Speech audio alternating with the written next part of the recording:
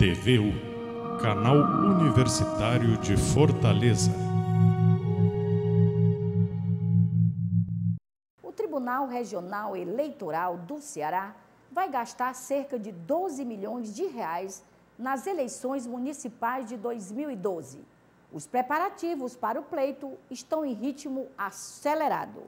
O Superior Tribunal Eleitoral, TSE, acaba de publicar uma nova estatística do eleitorado brasileiro.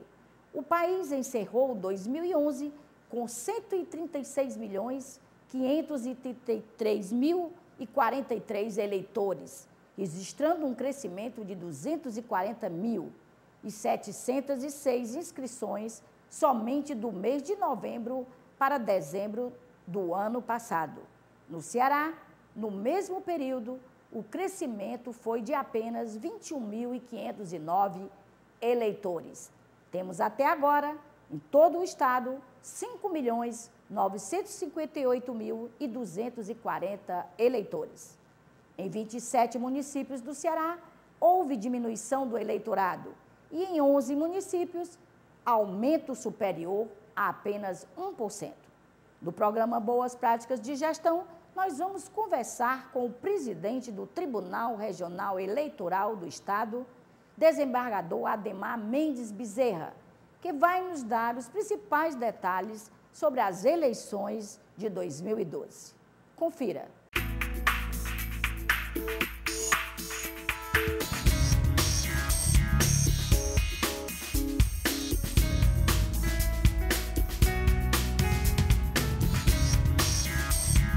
Apoio cultural, Aspec Informática, a marca da evolução na administração pública. Revista Ceará e Municípios, há 15 anos integrando a capital com o interior. Desembargador, muito obrigada pela sua participação aqui conosco. Eu sei que o senhor está vivendo um momento ímpar, da justiça eleitoral, nos preparativos para as eleições municipais de 2012, mas foi uma honra tê-lo aqui em nosso programa. Vamos falar, sim, de boas práticas de gestão. Desembargador, eu gostaria que o senhor iniciasse a nossa entrevista, o nosso bate-papo, dizendo quais são os preparativos da Justiça Eleitoral para as eleições municipais de 2012. O Tribunal Regional Eleitoral, agora e antes, a preocupação maior é levar, a Justiça Eleitoral à comunidade, à sociedade. Então, nós temos tomado medidas interessantes. Por exemplo, se você sente que em determinado bairro tem um percentual maior de deficientes, antes que eles venham procurar os cartórios eleitorais, as zonas eleitorais, nós estamos mandando uma unidade móvel, exatamente para prestigiar aquelas pessoas que já estão com deficiência física ou que, eventualmente, por um acidente, eles não possam se dirigir às zonas, aos cartórios eleitorais. O segundo lugar nós estamos indo ao encontro dos anseios da nossa juventude, sobretudo da formação do jovem cidadão, porque já há algum tempo, os jovens de 16 anos, eles podem votar, não são obrigados. De 16, depois de 18 anos é que há a obrigatoriedade. E nós estamos levando aos colégios, às escolas da magistratura, inclusive na escola judicial eleitoral, exatamente com esse propósito, de fazer com que o jovem de hoje seja o grande cidadão de amanhã, que seja um bom político.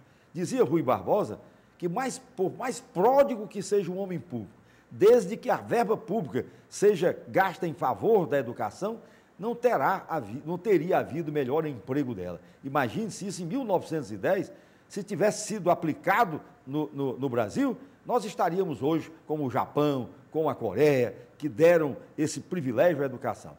Então, tendo jovens cidadãos, nós vamos ter melhores prefeitos, melhores vereadores, melhores deputados estaduais e federais, enfim, governador, senador, presidente da República. Esse que é o grande, o que desejo da Justiça Eleitoral, de capacitar a juventude para que ela possa fazer um grande desempenho no futuro. Essa é a expectativa, naturalmente, do juiz, do TRE, do TSE, enfim, da população brasileira que é interessada. Haja vista, convenhamos, como é que você poderia imaginar, num país como o Brasil, que um operário chegasse à presidência da República, que uma mulher chegasse à presidência da República. Com certeza. Nós tivemos prefeitas, governadoras, mas até então nunca tínhamos uma presidente da República, ou como quer a sua excelência, de ser chamada de presidenta da República. Pois muito bem, quanto faz? Presidente como presidenta, Ela ou chegou parente lá. como parente. Ela chegou lá.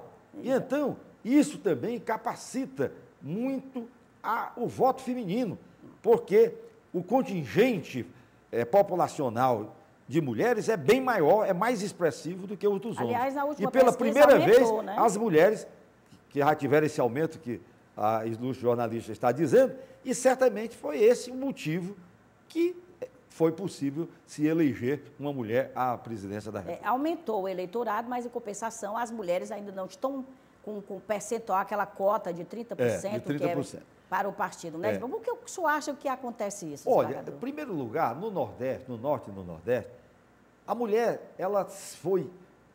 haja vista, por exemplo, na minha casa éramos 11 homens e 2 mulheres, que faleceu ainda garotinho. Então, as 2 mulheres, elas foram preparadas para quê? Para o casamento. Então, o seu bacharelado era se tornar normalista, professora, que já foi um grande passo. Então, de um modo geral, mesmo as mulheres que são magistradas, que são médicas, elas trabalham até muitas vezes mais do que os homens, porque além da sua atividade principal, ela tem também que cuidar do lar e de seus filhos. Com certeza. Desembargador, quanto será gasto este ano, aproximadamente, nas eleições aqui do estado do Ceará? Quanto o TSE disponibilizou para o TRE do Ceará? Na eleição anterior, foram gastos pouco mais ou menos de 11 milhões, né? Em torno de 11 milhões de reais. O TSE aprovou 12 milhões. Se aquela eleição, né, é uma eleição, às vezes, até mais dispendiosa, né? Porque a presidência da República, senador, deputados federais, deputados estaduais, mas agora foi colocada à disposição de 12 milhões. Nós acreditamos que não gastaremos mais do que aquilo. E se porventura tivesse havido algum, a gente poderia pedir uma suplementação. Desembargador, a gente sabe que o TRE não tem juízes suficientes, né, para cobrir todo o pleito no estado do Ceará como desejaria. Qual é a estratégia usada pela presidência do tribunal para recompor esse vazio? Como será, qual é a estratégia do TRE em relação a essa questão de pessoal? Antes do ano novo, se não me falha a memória, eu compareci com a diretoria do Tribunal Regional Eleitoral ao Tribunal de Justiça, do qual faço parte, e mantive contato com o desembargador José Aris Lopes da Costa, que foi juiz, né, tanto juiz eleitoral como juiz da nossa Corte Eleitoral. E mostrei para ele, eu não quero dizer que nós não tenhamos juízes. Entraram muitos juízes novos e que se imagina que eles não tenham tanta habilidade eleitoral. Mas a juventude, ela é capaz de um aprendizado muito mais rápido do que os mais velhos. Mas, ainda assim, se tivéssemos essa dificuldade, o Estado é dividido em regiões. Nós vamos aproveitar a divisão do Estado do Ceará nas regiões e vamos mandar juízes já adrede preparados, que já participaram de inúmeras eleições, para uma eventual dificuldade de um jovem juiz, né, que está preparado, mas não tem ainda a experiência, para dar o apoio. Eu acredito que as eleições serão realizadas a contento, dentro da perspectiva que a juventude brasileira, enfim, que a população do Brasil, que cresceu sob o ângulo, sob o ponto de vista educacional e também econômico, porque tiramos, segundo a presidente disse recentemente, cerca de 40 milhões de pessoas adentraram, né, na classe média. Isso é muito significativo, quer para a indústria, para todos os setores, inclusive para a justiça eleitoral, porque nós vamos ter melhores eleitores, mais capacitados, para saber escolher o verdadeiro candidato. Desembargador, quem é que pode concorrer ao pleito no dia 7 de outubro? Ora, a condição sine qua non é que ele seja filiado a um partido, e essa filiação tem que ser feita quando menos com um ano de antecedência. E depois... Isso, inclusive, gera muitas ações, né? Ações, por exemplo, o problema da infidelidade partidária, tá entendendo? Exato. Então, a infidelidade partidária aqui foi muito rigorosa ao tempo do ministro Marco Aurélio de Mello. Depois, o próprio Tribunal Superior Eleitoral entendeu que, se o partido não reclamou e permitiu expressa ou tacitamente, como aconteceu naquele caso dos deputados, o Tribunal Regional Eleitoral seguiu, no particular, as decisões do TSE. Né? Embora o Ministério Público, no seu papel fiscalizatório, que é o grande papel do Ministério Público, ele vai entrar certamente com as ações em relação aos vereadores que mudaram de partido. Para os partidos novos parece que há uma certa diferença. Mas a migração é que torna, às vezes, né? Mas confunde, inclusive, o eleitor. O eleitor. Né? Muito bem. Então, a grande verdade mesmo é que aqui no Brasil há uma diferença. Eu me lembro que quando o doutor Alexander Wilson Cabral Salles era o procurador regional eleitoral, um homem preparado, diligente, eu disse para ele, olha, aqui no Brasil não há fidelidade partidária, em virtude exatamente do seguinte: quando do movimento militar, os partidos, os grandes partidos, eles foram exatamente extintos e surgiram dois movimentos, a Aliança Renovadora Nacional e o MDB, o Movimento Democrático Brasileiro. Era bem da verdade, no sistema militar, se queria imitar o sistema mexicano de um único partido. Mas surgiu, então, esse movimento democrático que deu ensejo ao MDB. Então, eu pergunto, fidelidade é a fidelidade esportiva. Eu disse, doutor Alexandre, o senhor sairia do Fortaleza para torcer pelo Ceará, nem morto. Então, eu citei até um caso lá, do seu avô, que foi vereador e foi prefeito lá de Heriotaba, município, por sinal, instalado pelo meu pai, seu tio-avô, em 1922 ou 1923. Exato. Pois bem, então, o José Bezerra de Menezes, que era o prefeito, teve uma quizila com um vereador da UDN, que era o Raimundo Quinto.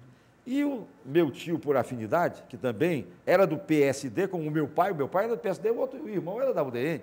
E então, ele foi catequizar o vereador Raimundo Quinto para mudar de partido. Depois de mais ou menos uma hora de conversa, teve que fazer a grande pergunta: Raimundo, você vira ou não vira? Isto é, você muda ou não muda de partido?